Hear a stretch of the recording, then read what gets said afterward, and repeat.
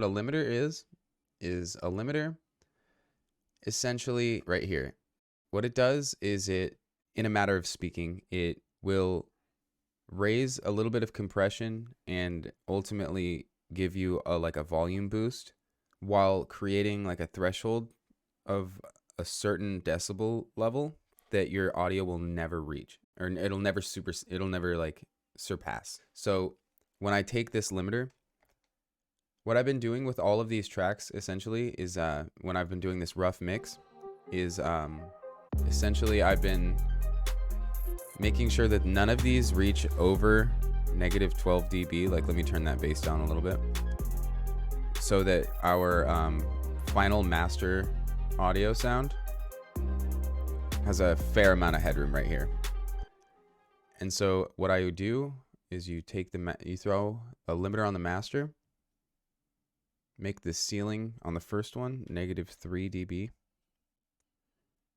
and then you boost the gain until you've excited and kind of expanded the sound to sound a little bit more dynamic and bright. And then I'll show you what I do when I throw the second limiter on. Well, let's do that first.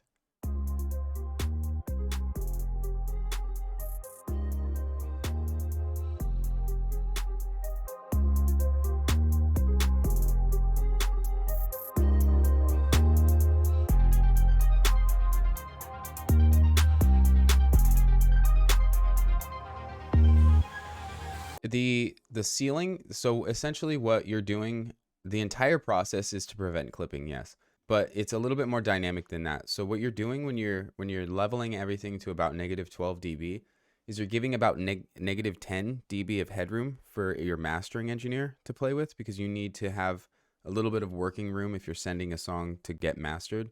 I'm kind of doing it like the quick, engineer way if I wanted to just do it myself to make it a little bit more exciting.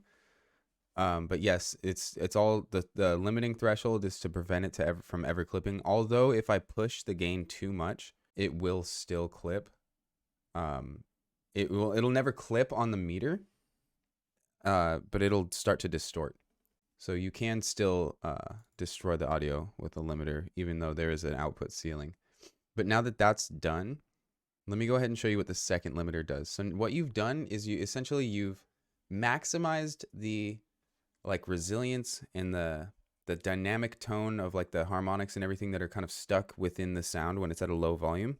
And by putting your limiting threshold at negative 3 dB, instead of pushing it all the way up to like negative 0.30, where it's kind of defaulted at when you open the limiter, what you're doing is within the spectrum of negative 3 decibels and 0.3 negative decibels, there's like a finite amount of extra dynamics that can only be brought out within a second limiting process, if that makes sense. Like if I were to just set this first limiter at negative 30 or negative 0.30 and just run it up to negative 0.30 and kind of just limit the audio at that, there's a certain level of dynamics that can't be captured with just one limiting process. So I'm going to throw the second one on here. We're going to throw it at negative 30, just default settings, and let's see what happens.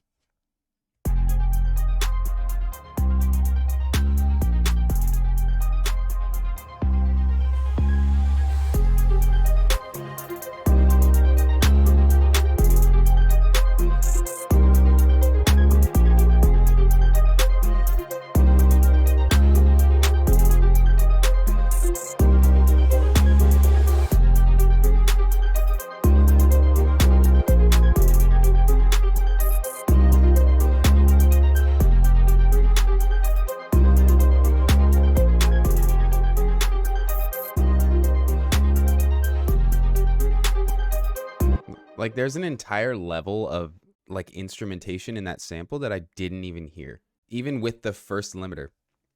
Literally, like whatever's right here, the instrumentation in the background.